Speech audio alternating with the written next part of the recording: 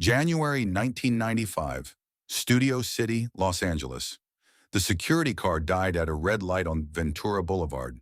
The engine made a sound like someone clearing their throat before a long silence, and then nothing. The driver was on the phone with the service company, saying 15 minutes, maybe 20.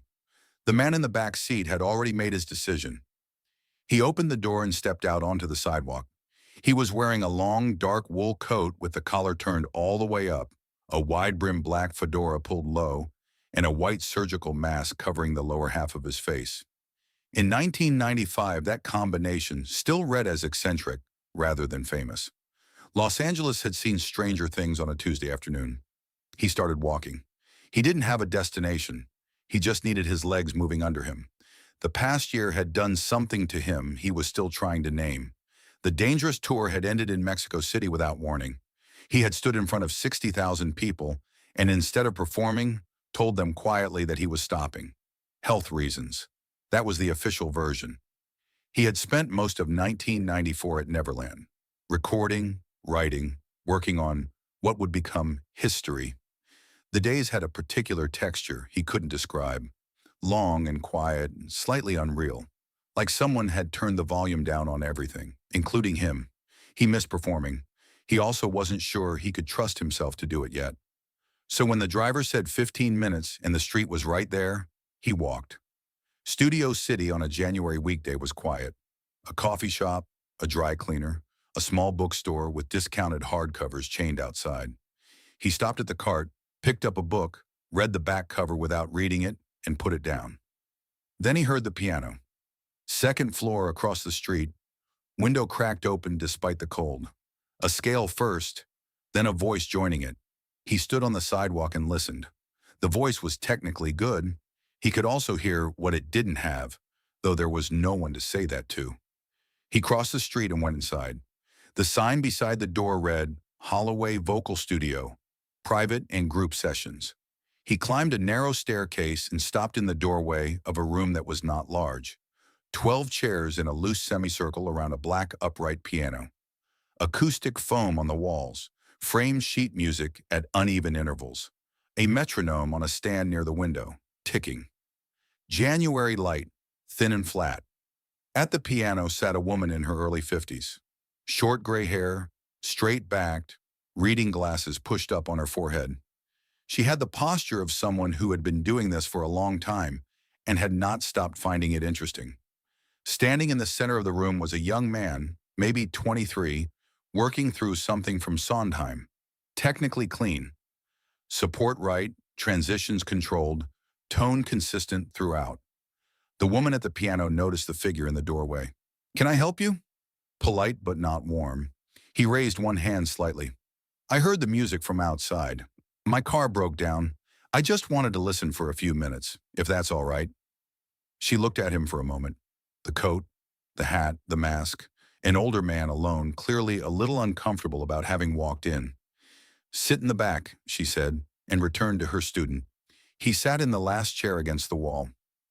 Nobody gave him a second look. The young man finished his phrase and stopped.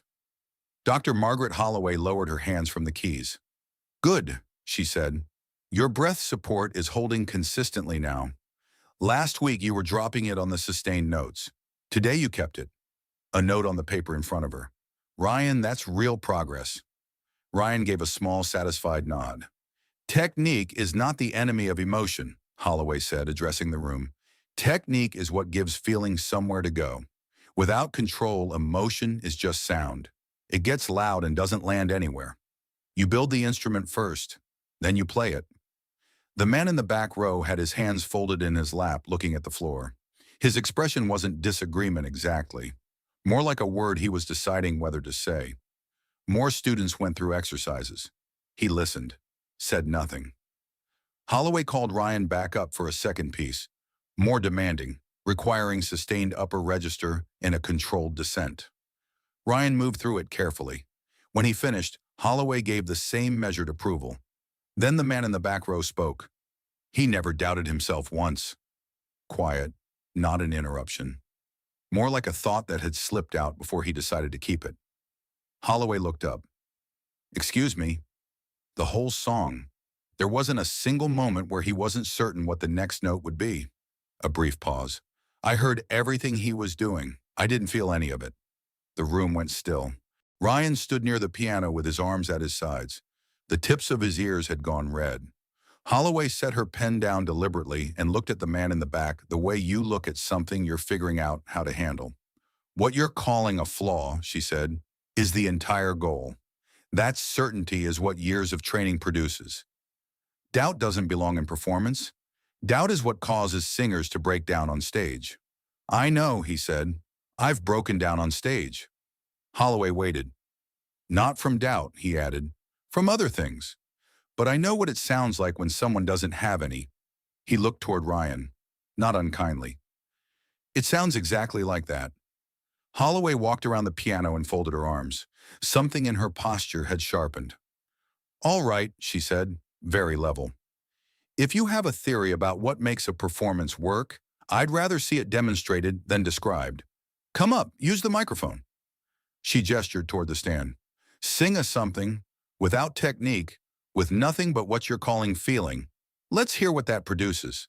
He looked at her, then at the microphone. He was quiet for several seconds. 12 students waited. Then he stood up. He walked from the back of the room to the center slowly.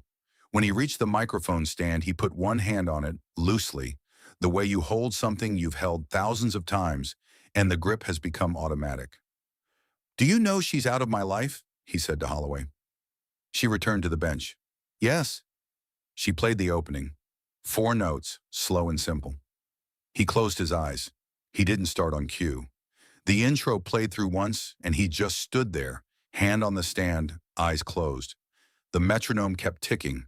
One student shifted in her chair. Then he sang. The voice that came out was not what anyone in the room was expecting. It wasn't powerful. It wasn't technically impressive. There was a roughness to it and a fragility underneath the roughness. The specific sound of something that had been used very hard for a very long time. His breath placement was not correct by any standard Holloway would recognize. Anyone in that room could hear that. But there was something moving beneath the voice that didn't have a technical name. By the second line, a student in the third chair had stopped writing in her notebook. Not because she decided to. Her hand just stopped. By the fourth line, Ryan was looking at the floor. He wasn't performing the song. He was reporting something. The difference was completely clear and completely impossible to explain, so nobody tried. They sat inside it. Holloway's hand stayed on the keys. Her face had gone very still.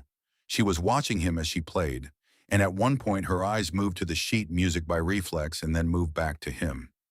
She didn't look at the sheet music again. When he sang the word lost, there was something in the way the consonant landed that made it sound like the word had been pulled from somewhere real rather than placed in a phrase.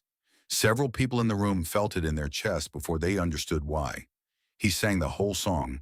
No gesture, no stage movement. Just a man with his eyes closed and a voice telling the truth about something that had actually happened. When the last note ended, he opened his eyes. The room was quiet.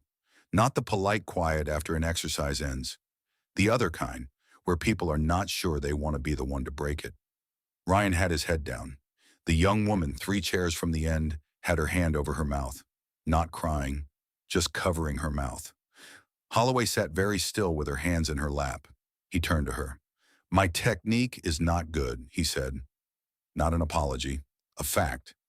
It has never been good. I've never had a lesson in my life. But every time I've sung that song, I've been thinking about one specific true thing. And it comes through because it's true, not because of anything I do to make it come through. Holloway looked at him. What's the specific thing? She asked. Her voice was different now. The professional distance was still there, but something else had entered it. A feeling I couldn't fix, he said. Something that happened and then stayed. He reached up and removed his surgical mask, then his hat. What happened in the room was not dramatic in the movie sense. There was no gasp. What happened was that 12 people drew breath at the exact same moment, and the room made that sound and then went completely silent. The face was unmistakable, thinner than most people imagined it up close, the eyes very dark and very attentive. Something about the way he was standing that clicked into place like a key in a lock, and explained retroactively everything that had happened in the last 15 minutes. A student in the second row said very quietly, "You recorded that song in one take." "Several takes," he said. "I cried at the end of every single one." Quincy left the crying in the final version. "I didn't know he was going to do that until I heard the finished mix for the first time." Holloway stood up from the bench. She straightened her jacket. She remained composed, though it cost her something visible. "I owe you an apology," she said. "I put you on the spot in front of my students. That was—" He shook his head once. "You asked someone who walked into your class uninvited to back up what they were saying. That's completely reasonable." He looked around the room slowly, at Ryan, at the student who'd stopped writing, at the metronome still ticking on its stand. "She's right about technique," he said. "I should have learned more of it. There are things I cannot do with my voice because I never built the foundation, and I've paid for that in ways you can hear if you listen carefully." He looked at Ryan directly. "But there's something she can't teach you, and I can't teach you either." He picked up his hat from the chair. "You have to earn it somewhere outside this room," he said. "And when you do, you'll know. Because the next time you stand at a microphone, the notes will feel different. Not better technically, just heavier, more necessary." He put his hat back on and pulled it low. Holloway walked with him to the door. In the hallway before the stairs, she said quietly, "If you ever wanted to come back, not to teach, just to talk to them the way you talked today." He looked at her. "What I did in there wasn't a lesson," he said. "It was just the truth." He went down the stairs and out onto the street. The driver was standing beside the repaired car. He opened the back door without a word. Inside the studio, Ryan picked up his notebook, opened it to a blank page, and wrote one sentence at the top, then sat looking at it for a long time. The following week, he sang the same Sondheim piece. Holloway made the same technical notes, but she also wrote something small in the margin, just for herself. He's listening differently now. She had been doing this long enough to know that some things change quietly, somewhere between one performance and the next, and that those changes, the quiet ones, are usually the ones that last.